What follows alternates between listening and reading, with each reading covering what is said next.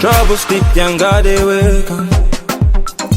Not this canteen, cause commotion.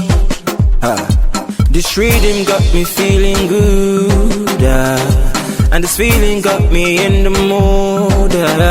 So what's the make a dance? Body wale, kaloko shere. That's all one please. It's a banger.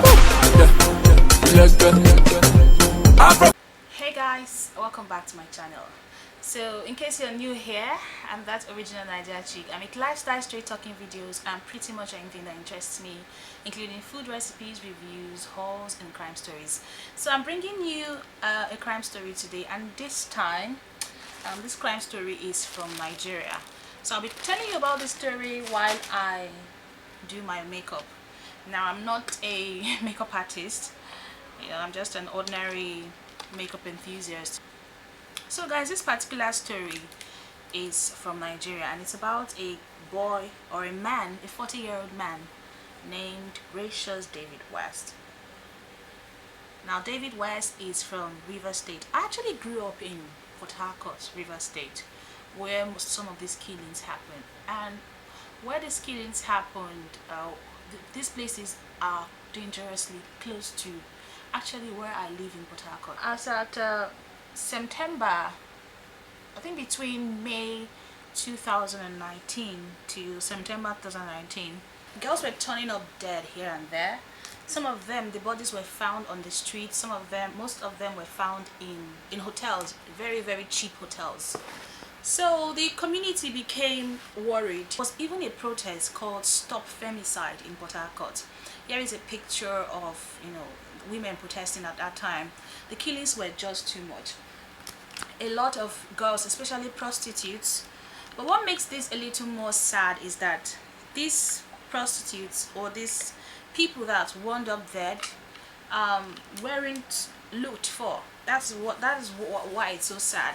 Weren't looked for, and their bodies were treated humanely by some of these hotel managers. You know, some bodies were found thrown in refuse bin outside hotel lobbies. A manager of one of the hotels took one of the dead girl's body and dumped that girl's body in a refuse bin close to his house. And I think that guy is still under trial till now.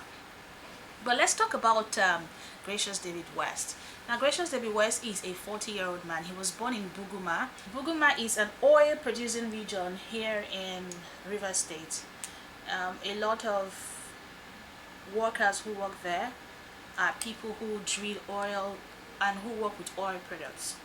So during the 2000s, early 2000s, there was a militia group that sprung up because they claimed that the workers there, or the oil companies there, weren't paying them or weren't doing anything for the community.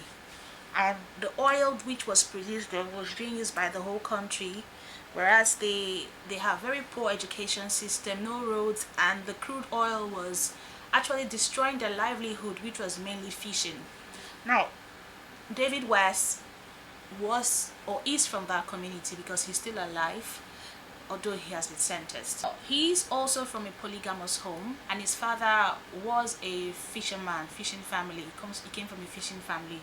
The father married a lot of wives, and it was said that why he married a lot of women was because he was looking for a son. So David West grew up isolated from the family. He and his mom and his sisters lived in another part of the house, because it was one big house. The other wives were living, but they had to live aside due to the mother of David claiming that other wives want to kill her and her son because she was the only one that could bear a son. Now, coming from Nigeria, having a son is a big deal. Now, men are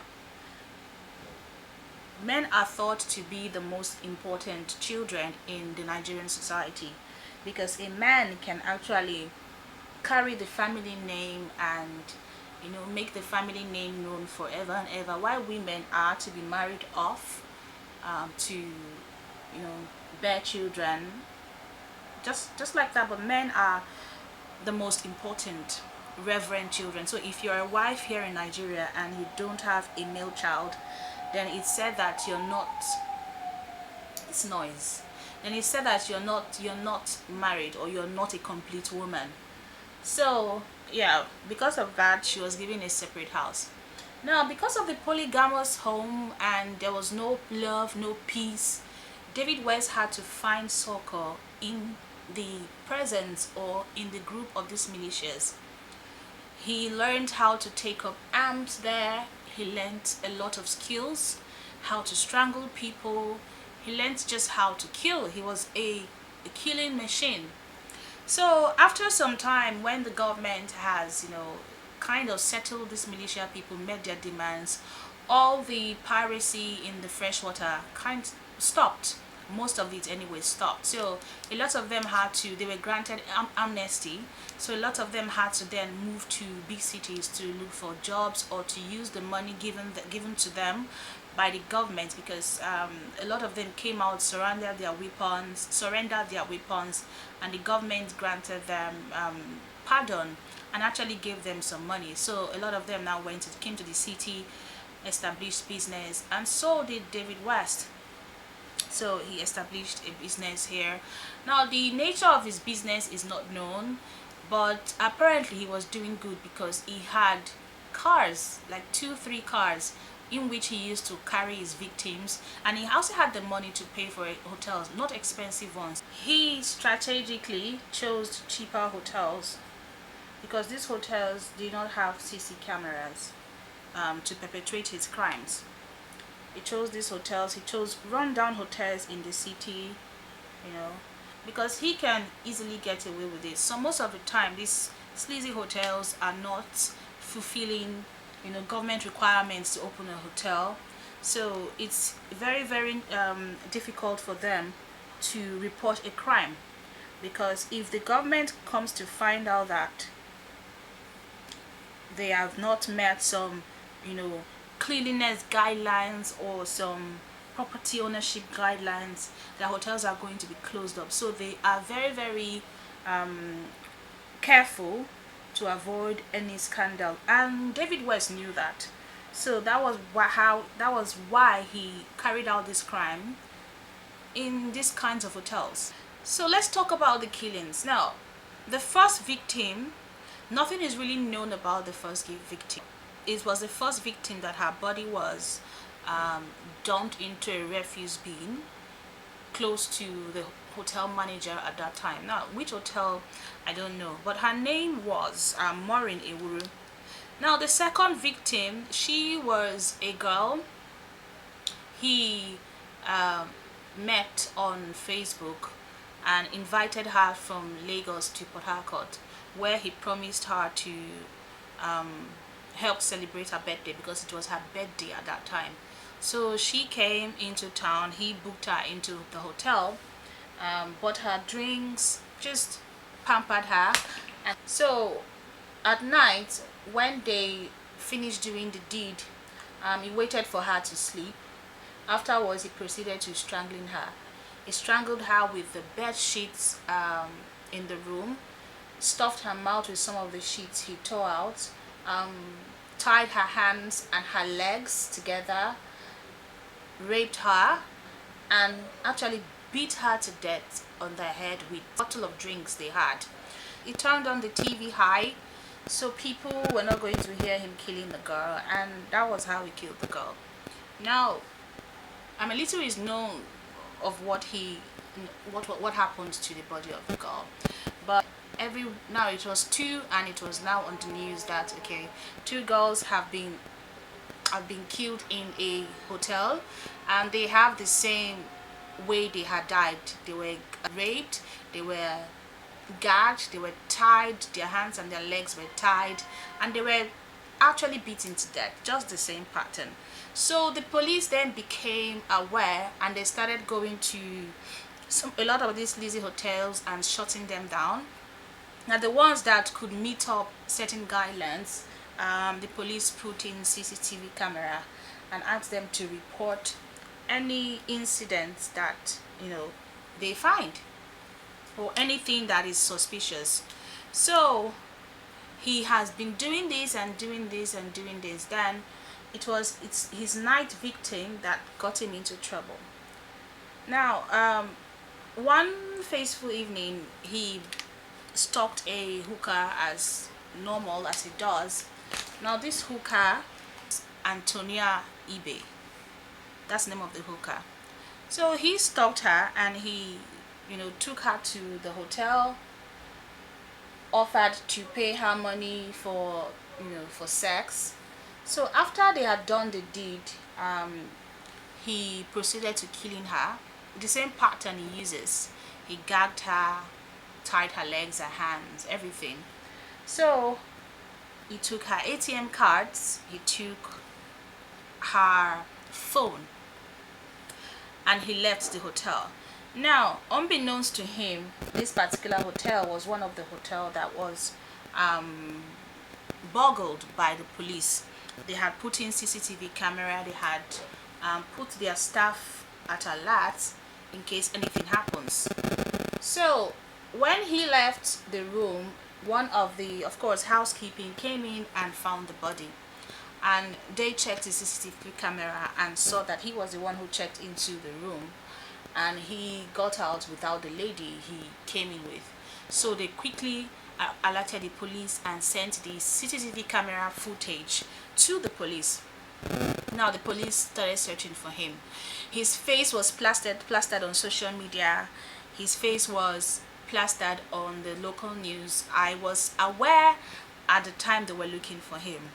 So eventually he evaded arrest for nearly 2-3 months, until one time he used that girl's ATM card to withdraw some money from the ATM machine, and somehow the police got info and they started trailing him, and they got him when he wanted to move from Port Harcourt to Akwa Ibom. Akwa Ibom is like 45 minutes away from Port Harcourt. They are neighboring states.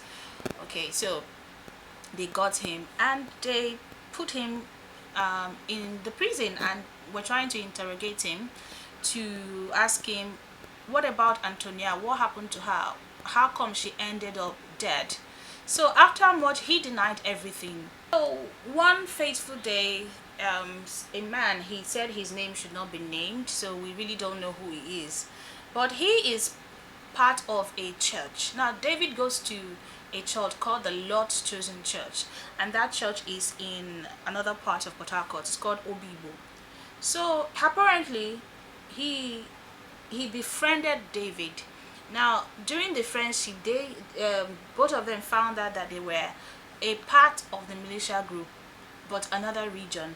So they had that thing in common. Now David opened up to him that he sins every day. In fact, he commits grievous sins that he cannot stop, that he always has erratic behavior. Anytime he feels a bit erratic and the urge to kill comes in, whenever he's sleeping with a woman. Like, if he hasn't killed a woman, he's not satisfied. So he has a demon inside of him that makes him commit these crimes. So he confided, and the guy who came in asked him how many women he has killed, and he said he has killed up to 12 women so far. So the guy came to the police station and told the police everything that David had told him. Now the thing why he came forward is that he has an outstanding warrant, an arrest, so he decided to rat out David to get like a very small sentencing. So when he told the police that, he's had a confession, but they didn't have the bodies for them to quickly convict David. So the interrogation went on and on and on. The sad part about these interrogations is that these people that were murdered, none except for one, the first girl whose body was found in a refuse dump, none family members came to see them, none. Which brings me to the Nigerian society. I'm going to deviate a little bit. It's no one cares for the less privileged. There is no help. There is no help for mental health.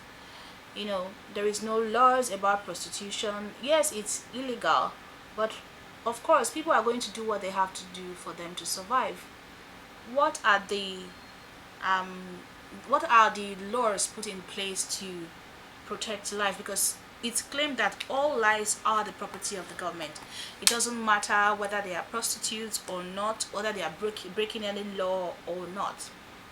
So there is no law, and most of the time these people, these girls who engage into this prostitution, sometimes their families are maybe in the villages or in some rural area, and they might not know what has happened to their daughters. They'll think that maybe their daughters are in the city, you know, trying to make ends meet, doing some legitimate business. Most of them might not know.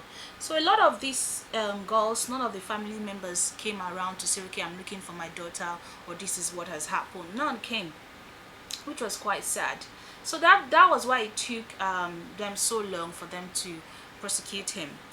Now during his trial, it was noticed that he was erratic, and he was sometimes talking off point, like somebody who has mental issues. But they didn't try him for, you know, if he had mental issues or not. It wasn't written in the article where I found this story, if he had mental issues or not. So after much interrogation, he cracked.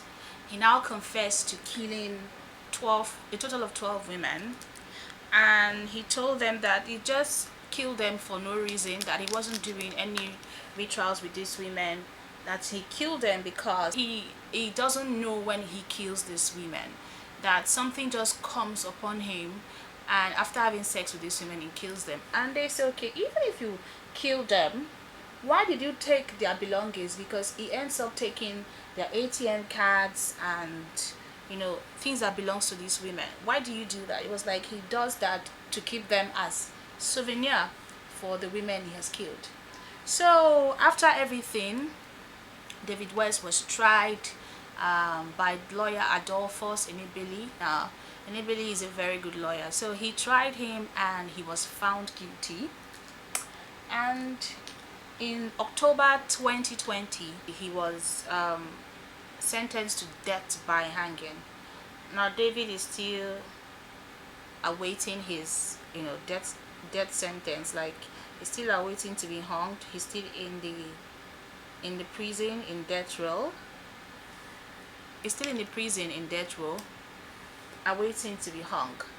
So guys, that's the story of David West, the first serial killer actually documented in Nigeria, because there are a lot of serial killing cases. There was one time in Nigeria where there was a lot of ritual killings. There was nobody apprehended for the crime, so it was really not documented. But this is the first. If you go on Wikipedia, you actually see him. He is the first one that have been documented so far. So we now have on our records a serial killer in the name of David West. So guys, I think I'll be covering two more African countries, because I don't seem to find a lot of information on African serial killers because of the problem of, you know, documentation. But I think African countries now are living up to par. They are beginning to, you know, document things that are happening. First time in history I've seen a story from Nigeria that involved crime followed, I mean, through and through. So maybe it will improve one day. So I have two more stories from the African continent. Then probably I'll move to the Caribbean or move to somewhere in Europe, or if I find anything interesting. I'm even thinking of dabbling into crime books and reviewing those books here. If you like that, please indicate and say review books in the comment section. Please like this video, thumbs it up, give it a like, comment down below, and don't forget to subscribe if you like these kinds of content. So I will see you guys in my next video. Bye bye.